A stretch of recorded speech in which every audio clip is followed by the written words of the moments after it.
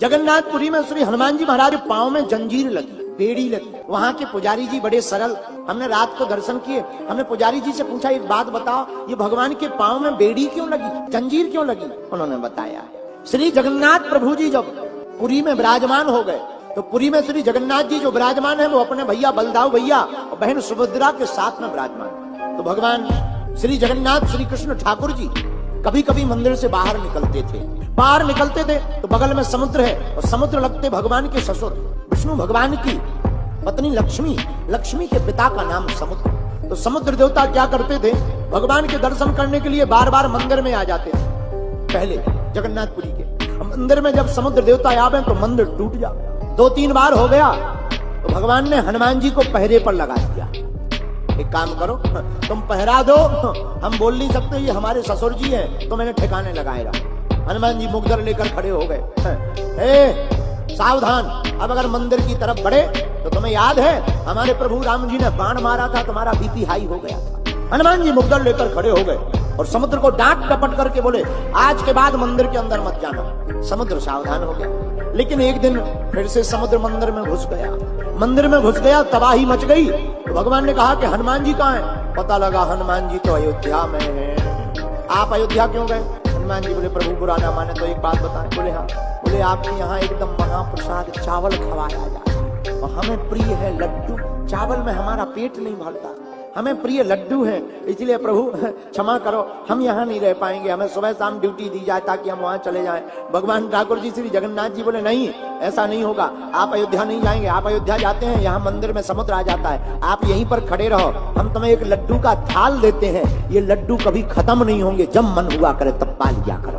तो जो श्री बेड़ी वाले हनुमान जी का मंदिर है उनके हाथ में लड्डुओं का थाल आज भी है मूर्ति में, और थाल भर नहीं है। हनुमान जी महाराज को फिर कहा कि इनका कोई ठिकाना नहीं, ये तो चलते फिरते राम है, पता नहीं कहाँ चले जाएं, कौन भक्त के पीछे चले जाएं, साधु संत के तुम रखवारे, ये साधु संतों के रखवारे हैं। तो स्वयं श्री जगन्नाथ प्रभु जी ने जंजीर लेकर के हनुमान जी के पांव में बांध करके वहीं बांध दिया। अब आज के बाद तुम यहाँ से नहीं खिसकना, समुद्र को ठिकाने लगाए रखना। आज भी हनुमान जी वहां बैठे, श्री बेड़ी वाले हनुमान जी। और हनुमान जी महाराज संकट से छुड़ाने वाले। एक कथा, सत्य घटना, आज हम सुबह हनुमान अंक में पढ़ रहे थे। श्री हनुमान जी का एक चरित्र छपा हनुमान अंक की पुस्तक में। एक महात्मा हुए स्वामी श्री राम अवधदास जी महात्मा। स्वामी श्री राम अवधदास जी उत्तर प्रदेश के जौनपुर के रहने वाले। बचपन में ही ये राम जी के लगन में बड़े मस्त थे। अपने माँ बाप के एक लौते बेटा थे।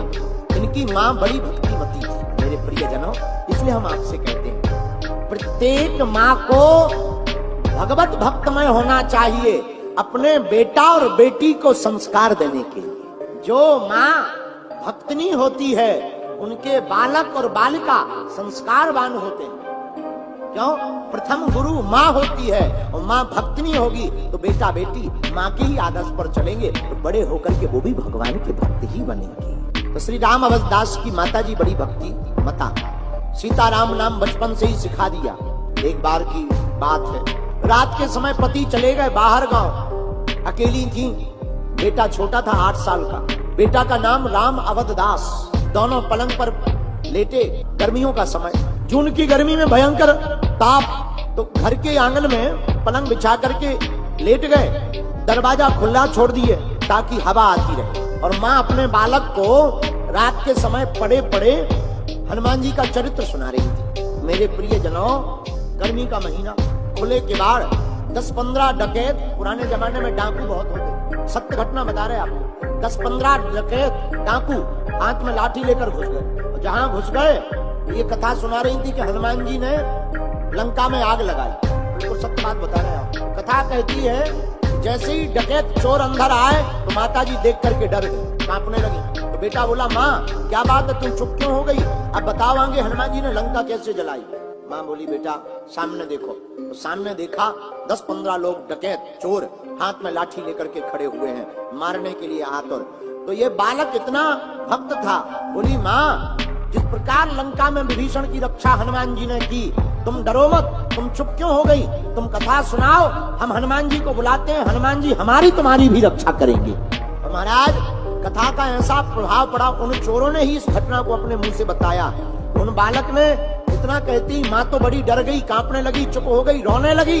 लेकिन बालक पड़ा पड़ा खाट पर उठ करके बैठ गया और श्री राम अवधदास जी 8 वर्ष के बालक ने दोनों हाथ उठाकर कहा, ओ हनुमान जी, ए हनुमान जी, जल्दी आओ, लंका बाद में जला लेना, ये चोर हमारे घर चोरी करने आ गए हैं। इतना पुकारते ही विशाल काय बंदर वहां पर प्रकट हो गया और चोरों को चांटा मार करके भगा डाला। और जहां चोरों को भगा डाला, सोई माता फबक फबक कर रोती हुई आंखों से झरझर आंसू भर गए कि धन्य है वीर बजरंग बली, धन्य है हनुमान जी महाराज, धन्य है उनकी कथा। आज भी कलयुग में श्री हनुमान जी महाराज साक्षात प्रकट हो जाते हैं। जो भगवान की कथा को दिल से कहता है, परमात्मा प्रकट हो जाते हैं।